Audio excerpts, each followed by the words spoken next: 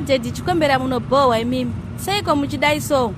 Zvinobohwa apa. Ana baby miraikani seiko muruda kundikanganisa imimi. Inga ndakudzewa kare kungoti kungosvika kwedu chete ndobva ndagadzirisa zvinhu zvese zvamuri kuda maiziya. Alright kwacho Daddy Trip.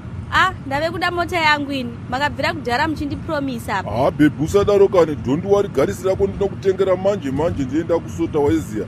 Right, iwe driver iwe. Yes, fucking boss. Ndoda kuti uroye mota kakananga kuseri uko pamugoni roji waiziya. Then ndoda kuti undiridziro kakamboka hansomani waiziya. Kaike kuti bhuku rangu remutemo kaikaika.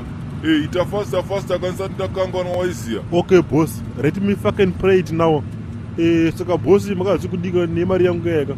Boss ka zvinezvi ka 1 million RTGs ka ripa $65. Hai mitsaga mani nda muchitafaninga so imi makakwana here mfutseki mimi.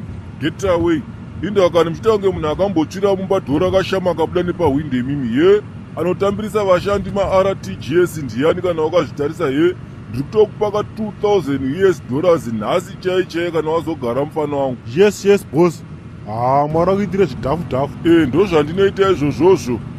Ana baby. Daddy Trip. Ndiri kunzwa kaizwi riri kundidana ana baby vangu. Riri kutii Daddy? Riri kunditi ndicharamba ndichipisa ka, oh my god. Ndiri kupisa na baby vangu zvekuti ndichazopera izvo. Ratoo drama iri. Shuwa here Daddy Trip. Ndinokudai mufunge. Neniwo ndokudai Daddy Trip. Inini magara munozviziya Daddy Trip kuti ndokudai. Handiti ndini vahosi here pano. Yesaya ndokuti ndioneka rugare rwemapostori tichibuda tikagara tobhema ndokuti ndioneka. Okay, regedza timboodhaka chikafu chatichadya kana tichinge tasvika kuroji kwatiri kuenda ka. Iwe driver ndatitsika chekudho haikona kuda kundigumbura iwewe. Ingawani ndati ndiri kunzwa izwi. Sorry boss, kungoti kati road ndochona tino muZimbabwe kwatu takarohwa neguri erosion ka. Saka rikandiwedzere speed tiend. Iwe shut up mani wetsaga. Okay. Hello. Ndimai George rawo. Ndini ka Triple C. Ndoda kuti munditireka order yechikafu changu ine nevakadzi vangu kasaka ndoda 4 tsuro dziri fuma iziya. Muhamandisiro kati magakatumbishi twakacheka ringi maiziya. Ndafunga American Gurashi chaiyo. Tinoonakigwa nhasi vasikana. Tinozviruma rurimi. Ini ndatotakura matoothpick asikana. Handidi zvekuzozara nyama mumazino. Taurirai pasana kuti baby vangu ka. Right, tinoda kuti mundiitire futi ka order yemadomasi kakachekwa kuti maringi ka. Nemaonyeni futa acho mampishi akachekwa kuti maringi maiziya. Then ndinoda kuti mupeke karori remaporona ka. Ndakanzwa kaizwi richindiudza kuti ndicharamba ndichipisa maiziya. Right, ndinofunga kuti ndizvozvo kamai bye. Tedhimi madosvirira driver makaro. Hamuna kunovaodhera chikafu. Okay, driver wangu munomisira 2 majagi emvura kainoti dziyei pasaidi maiziya. Munenge maita basa bye amai. Ini ndiri kuita kunzwa kunonzi kufara mana. Ndikafunga makore esandagara nechiingiribhedi chiye mai mwana. Ndaiwesta time. Kuzongororwa kwandikaitwa naDaddy Trip chete. Ndakutorarawo mumaroji imomo asikana. Hede. Zvanaingiribhedi baby kudhara kwaya waiziya. Ingawani ndakakuudza kuti uri kupisa zvekudaro ka. Zvekuti uchazopera zvatoo zvimwe zviya. Ini ndodoshaya kuti nechandaidopedzera nguva yangu ndichidodanana netuvanhu tudiki twakaita sanawo Shomolichi.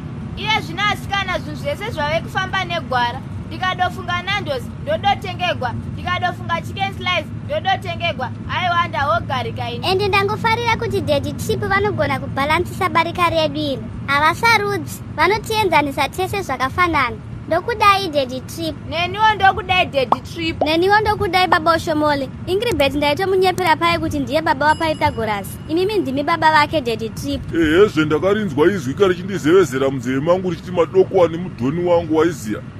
Saka ana baby nhasika tikunorara tese ka pasame bed kumugoni rojuko maiziya. Iwe mufana driver ka uri kuona pa next robot apo kapo. Aiwa tinenge tatosvika pasaidi ipapo ndopatiri kuenda ka. But ukaita zvedzungu hauna kana sendi raunowana waiziya mfana wangu. Ma1 fucking boss. Rega ndiende kwacho haikona kuti kwacho kamfana wangu chizeziru cheda achidaroka. Inda wachitafaninga sei wewe. Ndochi chakadaro chinenge ngozi ichocho. But boss, pamvura apa musi manonyanyira here boss. Iwe zvawapuwa nashe wako chitongogamuchira kandakanzwa izwi. Iwe Chikombera muka apa wanzwa? Utseki mani iwe. Uri kurotomoka kuti chii papa? Uri kuti ndakanzwa izwi. izwi reira wakanzwa iroro ukwane wewe. bebi, kondararisa nhasi kudai so vakomanaka.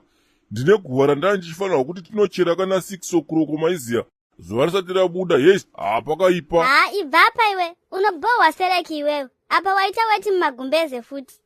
Zvaendwa izvi. Moroi wanhumi makasimba chere.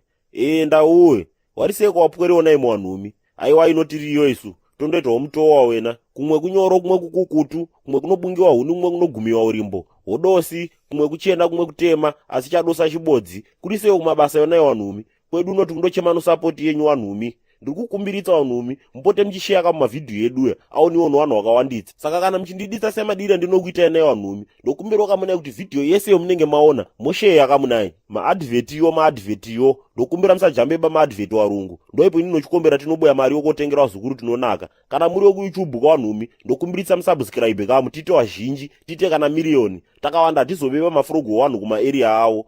Ndizvozvo mabuja, ndokuditsai, ende hatichatuke vanhu baini mazuva ano. Hapana munhu endichambotuka baini. Ndizvozvo.